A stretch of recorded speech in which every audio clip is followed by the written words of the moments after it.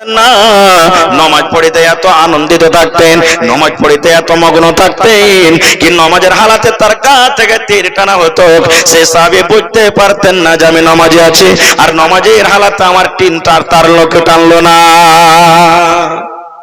এরকম ছিলেন কি তাদের নমাজ? এরকম ছিল কি তাদের নমাজ? আল্লাহ নবী সাল্লাল্লাহু আলাইহি ওয়াসাল্লাম 10 জন সাহাবী কে পাঠালেন তাবলীগের জন্য।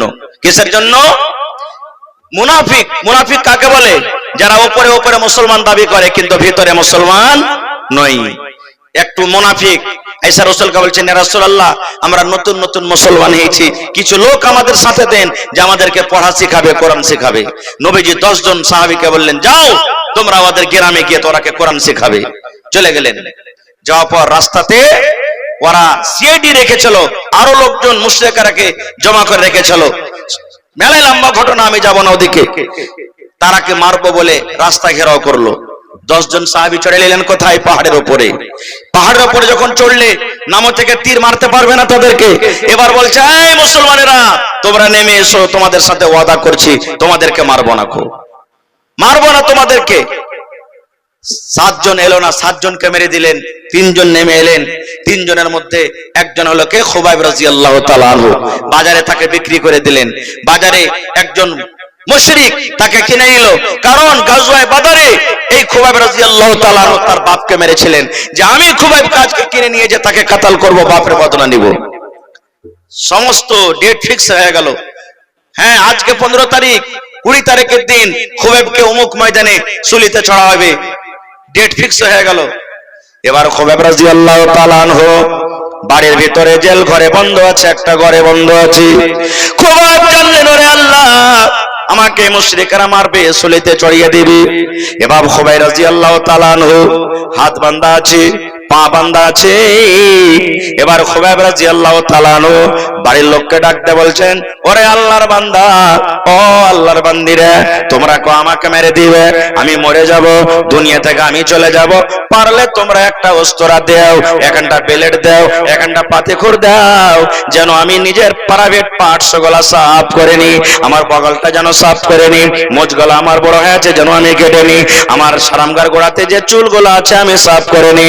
দয়া করে তোমরা এখানটা আমাকে প্লেট দাও, খড় দাও, আমার যেগুলা দরকারি জিনিস আছে সেগুলো আমি পরিষ্কার করে নি, যেন আমি আল্লাহর দরবারে যেন যাই, আমি পাক পবিত্র হালাতে যেন যাই। বাড়ির লোক শুনলো, একটা তাকে সাফ করার জন্য অস্ত্র দিয়েছে। খুবাইব রাদিয়াল্লাহু তাআলা আনহু ওই ঘরের ভিতরে, জেলের ভিতরে ওই চাকু কিংবা ছুরি কিংবা ব্লেড যাই মনে করেন নিয়ে বসে আছে। আর একটা ছোট ছেলে, 2-3 বছরকার ছেলে, হামকুড়া টানতে টানতে টানতে খুবাইব রাদিয়াল্লাহু তাআলা আনহুর পাঞ্জরে গেছেন। আর খুবাইব রাদিয়াল্লাহু তাআলা আনহু বাচ্চাটাকে নিয়ে নিজের কোলে বসে আছেন। আর বাড়ির একটা মহিলা কিন্তু দেখে নিয়েছে যে বাড়িতে বন্দী আছে, আর হাওমাও করে চিৎকার করে নিয়েছে, ওরে আল্লাহ, কি হলো? যা, আল্লাহ কি করলো? ই তো ছেলেটাকে মেরে দিবে, কারণ একে 20 তারিখে ফাঁসি হবে, ই তো আমার ছেলেটাকে মারবে, ছাড়বে না। হযরত খুবাইব বলছেন, বোন রে, তুমি কাঁদিও না, চিন্তা করো না রে বোন, চিন্তা করো না।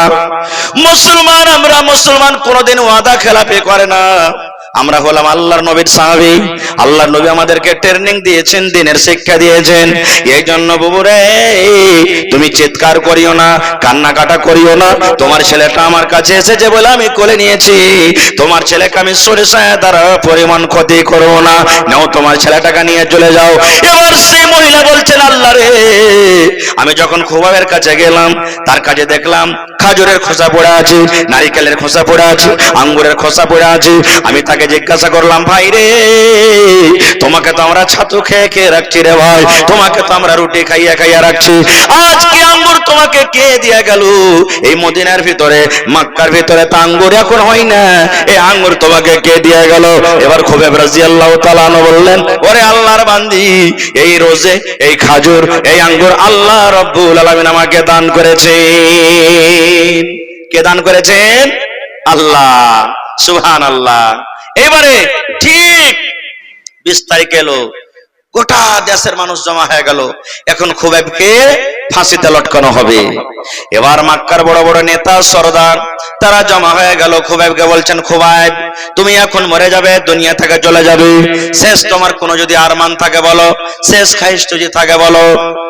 আজকে আমরা হইতাম তো কি বলতাম, আরে মক্কার বেঈমান শয়তানেরা, তোরা আমাকে মেরে দিবি রে, আমি দুনিয়া থেকে চলে যাব, আমাকে আধ ঘন্টা মতন সময় দে, কিংবা আমার বাড়িতে একটু খবর দিয়ে দে, আমি মায়ের মুখখানা একবার দেখবো, আমার ছেলেটার মুখখানা একবার দেখবো, আমি আমার স্ত্রীর সাথে দুটা গল্প করব, কারণ দুনিয়া থেকে আমি চলে যাব, আর মার সাথে আমার দেখা হবে না, বিবির সাথে দেখা হবে না, ছেলের সাথে দেখা হবে না, মেয়ের সাথে দেখা হবে না। আরে আল্লাহর বান্দা একটুখানি সময় দিয়ে দে, একটুখানি আমাকে টাইম দিয়ে দে, আমার সুন্দর তুলা ফুটফুটে ছেলেটার মুখখানা দেখবো। এ কথাটাই আমরা বলতাম নাকি?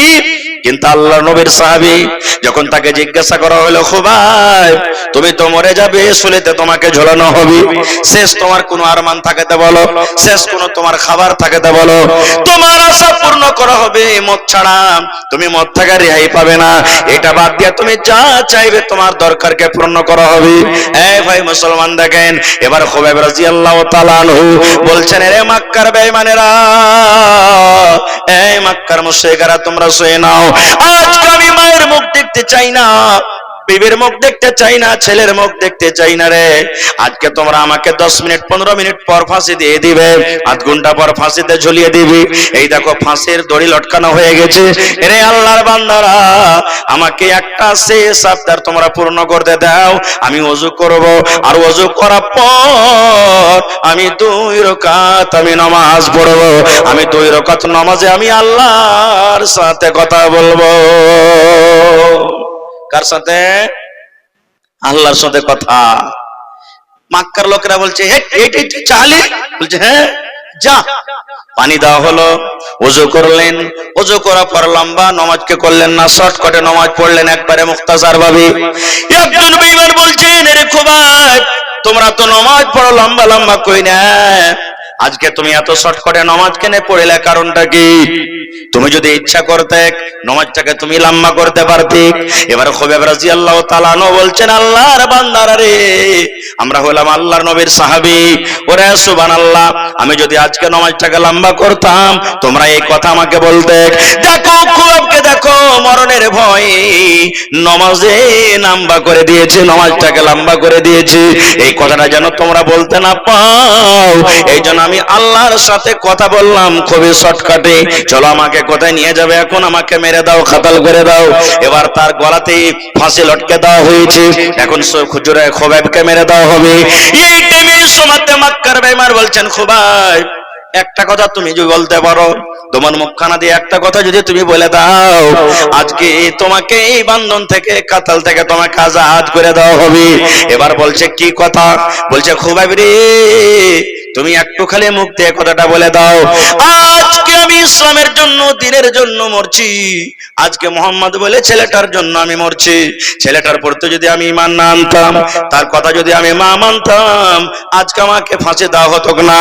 এই খুবাইব তুমি একবার এক কথাটা শুধু মুখ দিয়ে বলে দাও, আজকে আমি যে জায়গাতে দাঁড় হয়ে আছি, আমার গলাতে ফাঁসি লাগা আছে, আমার জায়গাতে যদি মোহাম্মদ ছেলেটা হতো তাইলে কিন্তু কত ভালো হতো। এই কথাটা তুমি শুধু বলে দাও।